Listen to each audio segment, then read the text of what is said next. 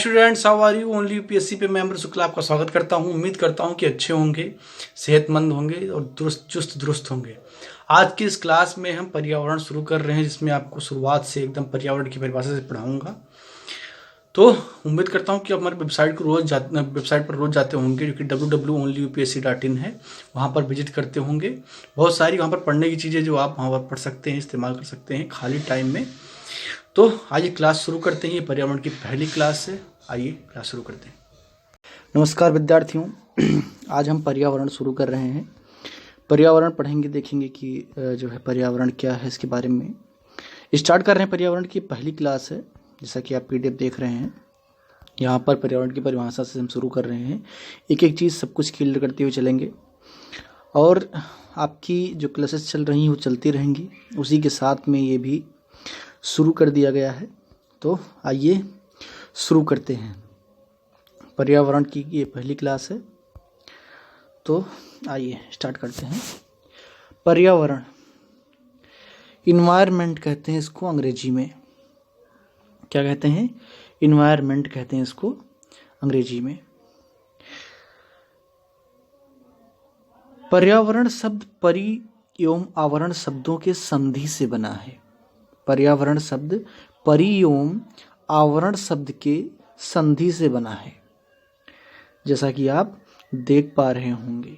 पर्यावरण शब्द परिधन आवरण शब्दों के संधि से बना है, जहां पर परि का अर्थ चारों तरफ तथा आवरण का अर्थ घेरा है। अतः पर्यावरण का अर्थ होता है चारों तरफ से घेरना। यानी कि पर्यावरण का मतलब क्या होता है? चारों तरफ से घेरना। यहाँ पर आप देख सकते हैं इसको। तो आसान भाषा में इसका मतलब क्या होगा? यानी कि चारों तरफ से जो चीज़ घिरी हुई है आपके, वही पर्यावरण है। ये सामान्य सी इसकी परिभाषा है। अब इसके गंभीर बातों पर हम चर्चा करेंगे। आगे बढ़ते हैं। अतः पर्यावरण का अर्थ होता है चारों तरफ से घेरना। ये तो हो गया इसकी परिभाषा। बीच में आपको रोकते हुए मैं एक चीज़ बता दूं कि पर्यावरण की भूमिका कितनी बड़ी है आपके परीक्षाओं में। इसकी भूमिका कितनी बड़ी है आपके परीक्षाओं। तो इसकी भूमिका आप यूं समझ सकते हैं कि हर पेपर में, कोई भी एग्जाम हो, उसके हर पेपर में डायरेक्टली या इनडायरेक्टली कम से कम 10 से 15 सवाल पर्यावरण से आते हैं। अब डायरेक्टली एवं इनडायरेक्टली का मतलब क्या होता है, ये इस तरीके से समझिए। कई बार आपको लगेगा कि पर्यावरण का जो सवाल है वो भूगोल से आ गया है। कई बार आपको लगेगा कि वो जीव विज्ञान से है, और कई बार आपको लगेगा कि वो करंट अफेयर्स की वजह से आ गया है। लेकिन एक्चुअली में वो पर्यावरण का सवाल होता है और आप पर्यावरण को अवॉइड करके जाते हैं और वो सवाल आपको परेशान कर देते हैं, आप उनको नहीं कर पाते। तो पर्यावरण को पढ़ना बहुत जरूरी है, केवल परीक्षाओं को पास करने के लिए नहीं, बल्कि एक जिम्मेदार व्यक्ति होने के लिए। क्योंकि पर्यावरण में सब कुछ इंसान के लिए है और पर्यावरण भी इंसानों से ही है। तो इंसान को पर्यावरण के बारे में सोचना पड़ेगा, इसके बारे में बात करनी पड़ेगी और बात करने के लिए जानना पड़ेगा। तो आइए शुरू करते हैं अपनी पढ़ाई को। हम फिर से अपने टॉपिक पर आते हैं।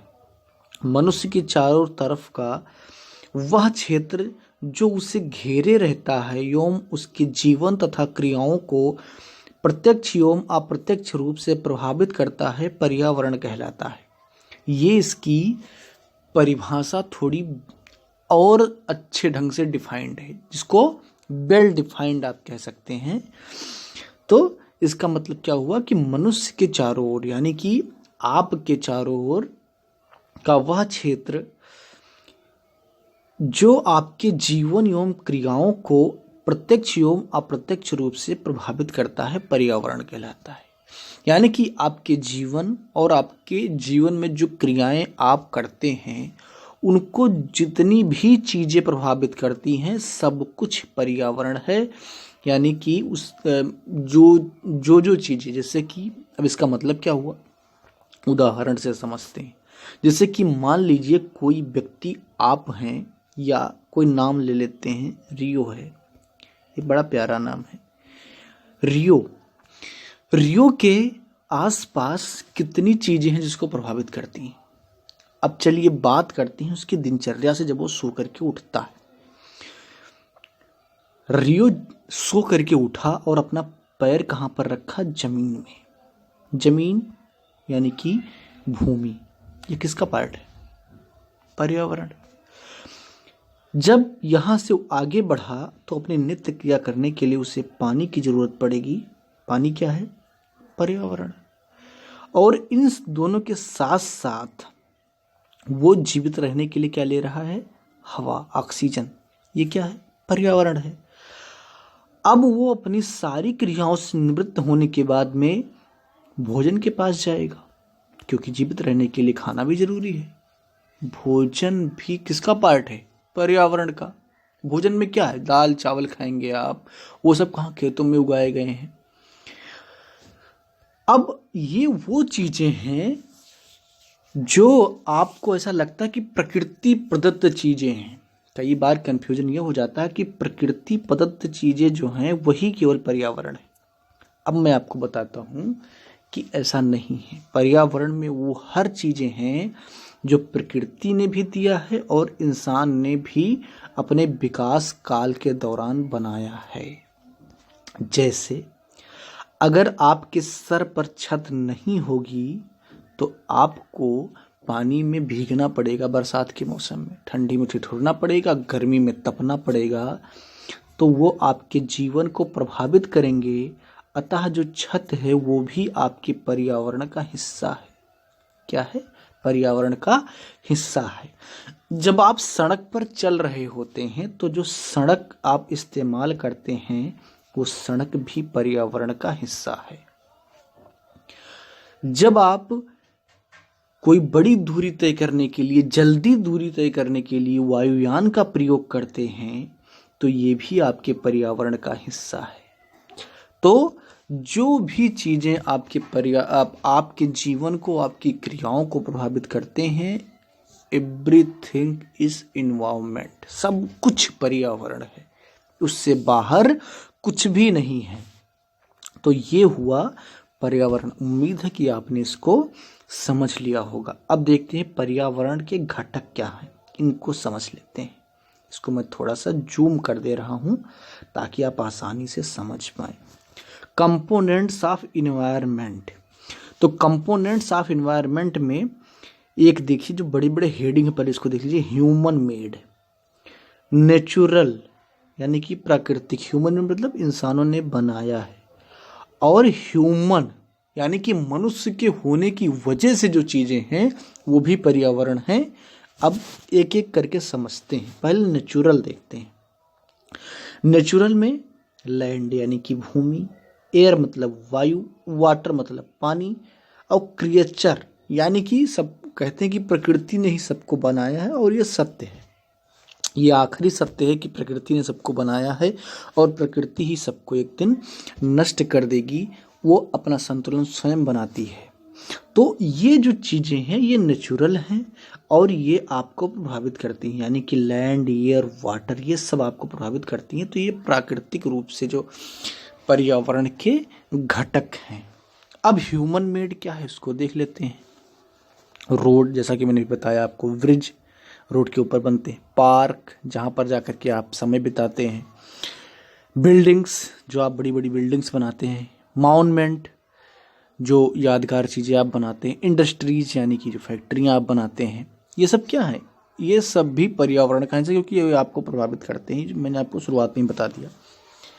अब ह्यूमन यानी कि मनुष्य के होने की वजह से जो चीज़ें हैं, इंडिविजुअलिटी यानी कि एक व्यक्ति का व्यक्तित्व, ठीक है, एक जो है स्वयं का होना, ये भी आदमी को प्रभावित करता है। पॉलिटिकल यानी कि पॉलिटिक्स की जो चीज़ें हैं वो आपको प्रभावित करती हैं। भाई पॉलिटिकल फैसले आपको प्रभावित करते हैं, तो पॉलिटिक्स भी इन्वायरमेंट है। इकोनॉमिकल यानी कि जो इकोनॉमिकल चीज़ें हैं, ठीक है, एजुकेशन बिल्कुल निश्चित तौर पर, क्योंकि पर्यावरण को आपको पढ़ाया जाएगा, आप पढ़ेंगे उसको। Everything is the part of पर्यावरण, यानी कि इन्वायरमेंट के सब पार्ट हैं। रिलीजन, कम्युनिटी, फैमिली, ये सब समझना कोई बहुत कठिन नहीं, बहुत ईजी है। ये सब प्रभावित करते हैं। और जैसा कि परिभाषा में आपने पढ़ा था, जो जो चीज़ें आपको प्रभावित करें वो सब पर्यावरण है, सब कंपोनेंट्स ऑफ इन्वायरमेंट है। मुझे लगता है कि अब आप पर्यावरण को समझ गए होंगे। कुछ भ्रांतियाँ जो आपके दिमाग में पहले रही होंगी पर्यावरण को लेकर के, आपको लग रहा होगा कि भूमि, पानी, वायु, ये सब केवल पर्यावरण है, बाकी चीज़ें पर्यावरण नहीं है। ऐसा नहीं है। सब कुछ जो आपको प्रभावित करे, आपकी क्रियाओं को प्रभावित करें, सब पर्यावरण है। चलिए आगे देखते हैं, पर्यावरण के क्षेत्र क्या है। पर्यावरण के क्षेत्र क्या है, इसको हम समझ लेते हैं इस चित्र के माध्यम से। इस बार की क्लास में मैंने खूब मेहनत किया है, यानी कि इस पे PDF बनाने में खूब मेहनत किया। चित्र एकदम चित्रकारी और वो फलाना टीम सब कुछ जोड़ के लाया हूँ आपके लिए, ताकि आप आसानी से समझ जाएं। और इस मेहनत का प्रतिफल तब मिलेगा जब आप इसको उतना प्यार देंगे, यानी कि आप इसको लाइक करेंगे, शेयर करेंगे, अपनी राय देते रहेंगे, अपने दोस्तों को भी भेजते रहेंगे। आइए बढ़ते हैं, पर्यावरण के क्षेत्र। पर्यावरण के क्षेत्र में जैसा कि यहाँ पर चित्र से आपको समझा रहा हूँ, वायुमंडल इसका एक क्षेत्र है, स्थल मंडल इसका क्षेत्र है, और जल मंडल इसका एक क्षेत्र है। ये सब इसके क्षेत्र हैं। और एक जैव मंडल भी इसका क्षेत्र है, जो अभी मैं आपको समझाऊंगा एक एक करके। सारी चीज़ें एकदम व्याख्या से समझाऊंगा, सब कुछ समझ में आएगा। तो ये यहाँ पर चित्र के माध्यम से आपने समझा कि ये अलग अलग जो एरियाज हैं किसके, पर्यावरण के। तो यहाँ पर आप थोड़ा चित्र से समझिए कि जो वायुमंडल, यहाँ पर देखिए बादल बन रहे हैं जिससे वर्षा होती है। यहाँ पर वर्षा दिखाया गया है, पंछी उड़ रहे हैं, ठीक है। स्थल मंडल में आप देख रहे हैं ये जो लिथोस्फीयर है। लिथोस्फीयर क्या होता है ये भूगोल में मैं आपको पढ़ाऊंगा। ये देख रहे हैं कि यहाँ पर पेड़ लगे हुए हैं, स्थल मंडल में घर बने हुए हैं, बहुत सारे जानवर आपको घूमते हुए दिखाई पड़ रहे हैं। ये देखिए सब हाथी घूम रहा है, हिरण है, ये देखिए आपका तो जानवर सब हैं। ये आपका जल मंडल है, जैसे मछलियाँ आपको दिख रही हैं वो, यानी कि यहाँ पहाड़ से पानी उतरता हुआ आपको दिख रहा है। तो ये सब क्या है, उसके अलग अलग क्षेत्र हैं। अब एक एक करके इनको हम समझते हैं। देखिए यहाँ पर जैसा कि मैंने एक जैव मंडल बताया था, लिखा हुआ है। तो पहला है आपका स्थल मंडल, दूसरा है जल मंडल, तीसरा है वायुमंडल और चौथा है जैव मंडल। तो अब इनको एक एक करके हम समझते हैं। पहला है स्थल मंडल। यह पृथ्वी का, यानी कि पृथ्वी का ऊपरी एवं ठोस परत है। जो सबसे ऊपरी परत पृथ्वी का आप देखते हैं, ये क्या है, स्थल मंडल है। पृथ्वी का 1/3 भाग, यानी कि लगभग 29% भाग स्थल मंडल है। यह मंडल शैवाल एवं खनिजों से निर्मित है। इस मंडल में पर्वत, पठार, मैदान, घाटी आदि पाए जाते हैं। ये जो बातें लिखी हुई है, इसको समझने के लिए कोई आइंस्टीन के सूत्र लगाने की जरूरत नहीं है, कोई न्यूटन जैसा दिमाग लगाने की भी आवश्यकता नहीं है, या चाणक्य जैसी कोई नीति लगाने की जरूरत नहीं है। बहुत ही सामान्य है। बस इसमें जो फैक्चुअल बातें वो ये हैं कि करीब 1/3 भाग जो पृथ्वी का है वो क्या है, स्थलमंडल है। लगभग 29%। यह मंडल शैवाल एवं खनिजों से निर्मित है। ये चीज़ आप याद रखेंगे कि ये शैवाल एवं खनिजों से निर्मित है। इस मंडल में पर्वत, पठार, मैदान, घाटी आदि पाए जाते हैं। जैसा कि अगर आप उत्तराखंड गए होंगे तो आपने पर्वत देखे होंगे, या नेपाल अगर गए होंगे बगल में, बिना वीजा के जाया जा सकता है, वहाँ भी बहुत सारे पर्वत हैं। पठार आप साउथ इंडिया जाएंगे, जैसे ही आप मध्य भारत को क्रॉस करते हैं बहुत ही सब पठारी पार्ट है। गंगा जमुना के दोआब से जैसे ही आप साउथ इंडिया की तरफ बढ़ेंगे सब पठारी है। मैदान आप देख रहे हैं, गंगा जमुना का मैदान। घाटियां हैं, घाटियां भी बहुत सारी, से नर्मदा घाटी है, सोन घाटी है, तो ये घाटी भी स्थल पर ही पाई जाती हैं। अब स्थल मंडल के महत्व क्या है इसको देख लेते हैं। यह मंडल खनिजों का प्रमुख स्रोत है। जैसा कि यहाँ पर आपने देखा था कि खनिजों से ही बना है, तो खनिज का तो स्रोत होगा ही होगा, ये तो ऑब्वियस सी बात है। तो यह मंडल खनिजों का प्रमुख स्रोत है। इस पर ही रहन सहन होता है एवं पेड़ पौधे पाए जाते हैं। पेड़ पौधे एवं रहन सहन सब कुछ कहाँ होता है, स्थलमंडल। आपने कभी समुद्र में तैरते हुए कलिप्टिक्स के वृक्ष नहीं देखे होंगे, यानी कि या आम के वृक्ष नहीं देखे होंगे। कहाँ पर पाए जाते हैं, जमीन पर पाए जाते हैं। इसी मंडल पर घास पाई जाती है, जो कि पशु भोजन के रूप में इस्तेमाल करते हैं। यहाँ पर जो कि मिसप्रिंट है, सही से लिख नहीं गया है, टाइप करने वाले की छोटी सी गुस्ताखी है जिसको माफ नहीं किया जाएगा, लेकिन आप इसको सही कर लेंगे। इसी मंडल पर घास पाई जाती है। कभी आपने आसमान में घास उगते हुए नहीं देखा होगा, या कभी आपने पानी में घास उगते हुए नहीं देखा होगा। समुद्री घास होती है लेकिन वो अलग होती हैं। घासें नॉर्मली कहाँ पर होती हैं? स्थल मंडल पर होती हैं। तो ये 3 इसके जो हैं महत्व हैं। पहला है कि खनिजों का प्रमुख स्रोत होता है, खनिजों का रहन सहन होता है एवं पेड़ पौधे पाए जाते हैं। इसी मंडल पर घास पाई जाती है जो कि पशु भोजन के लिए इस्तेमाल करते हैं। ये आप नोट करते हुए चलेंगे, नोट्स बनाते हुए चलिए, क्योंकि इससे आपका जो है सब कुछ कंप्लीट कर पाएंगे। कोई कुछ भी इसमें जो है छूटना नहीं है, बहुत महत्वपूर्ण है। हर जगह कोई भी परीक्षा आप देने जाएंगे, डी ग्रेड से लेकर के ए ग्रेड तक, डी ग्रेड से लेकर के ए ग्रेड तक, यानी कि छोटी मोटी परीक्षाओं से लेकर के आईएएस बनने तक हर जगह पर यहाँ से सवाल आते हैं। तो ईमानदारी से पढ़ लीजिए, फायदा ही होगा। जल मंडल देखते हैं। जल मंडल क्या है? पृथ्वी पर पाए जाने वाले जल क्षेत्र को जलमंडल कहते हैं। लगभग 2/3% यानी कि 2/3 भाग, 71% भाग जल से ढका हुआ है। पृथ्वी का 2/3 भाग, या यूं कहें कि 71% किससे है? जल से ढका हुआ है। और ये अलग अलग रूपों में है। महासागर, झील, नदी व अन्य जलाशय। अन्य जलाशय में तालाब, कुआं और बहुत सारे जो है नहरें, ये सब जल से ढके हुए हैं।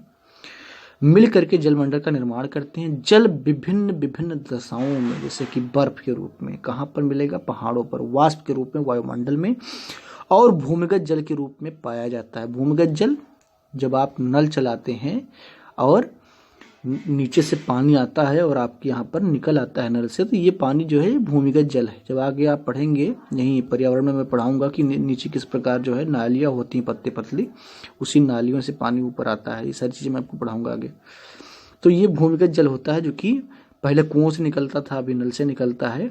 और अब नया टेक्नोलॉजी आ गया है, समरसेबल से भी लोग पानी निकालते हैं, जो कि आसानी से तेज़ी से पानी निकल आता है। हालांकि ये पर्यावरण की दृष्टि से अच्छी बात नहीं है। आगे देखते हैं जलमंडल का महत्व क्या है। जल सभी जीवों के लिए आवश्यक है, इसमें तो कोई शक नहीं है। बिन पानी सब सुन रहे हम। रहीमदास जी ने कहा कि पानी गए न उबरे मोती मानुष चून।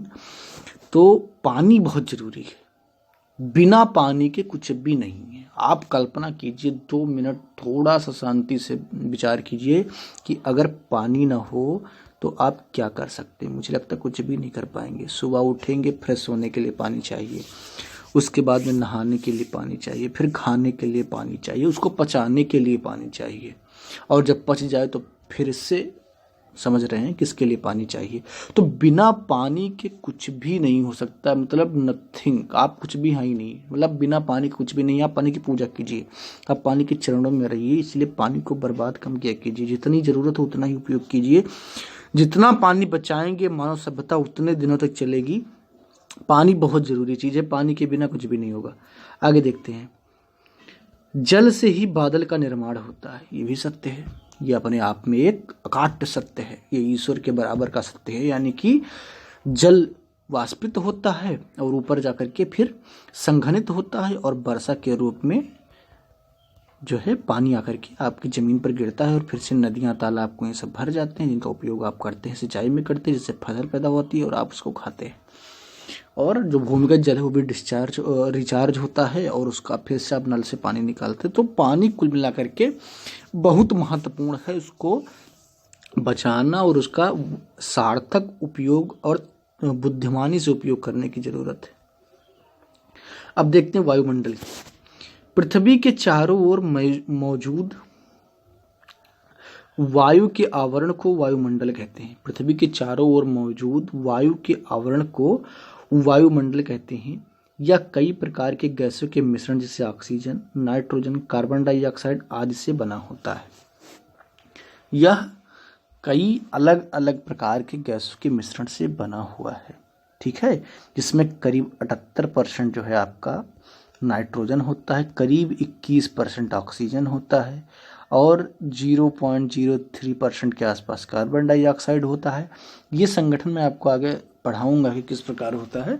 यहाँ पर आपको बस ये जानना है कि किससे किससे मिलकर के बनना होता है।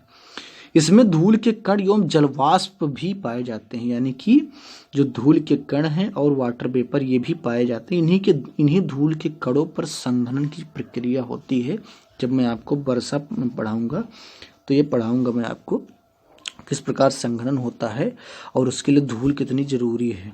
धूल से नफरत जायज नहीं है, धूल के बिना कुछ भी नहीं होगा, धूल ही तो सब कुछ है। आप इसके महत्व को देखते हैं। वायुमंडल के महत्व को हम समझते हैं। सूर्य के अल्ट्रा वायलेट किरणों से हमारी रक्षा करता है। वायुमंडल ही है जो सूर्य के अल्ट्रा वायलेट किरणों से हमारी रक्षा करता है।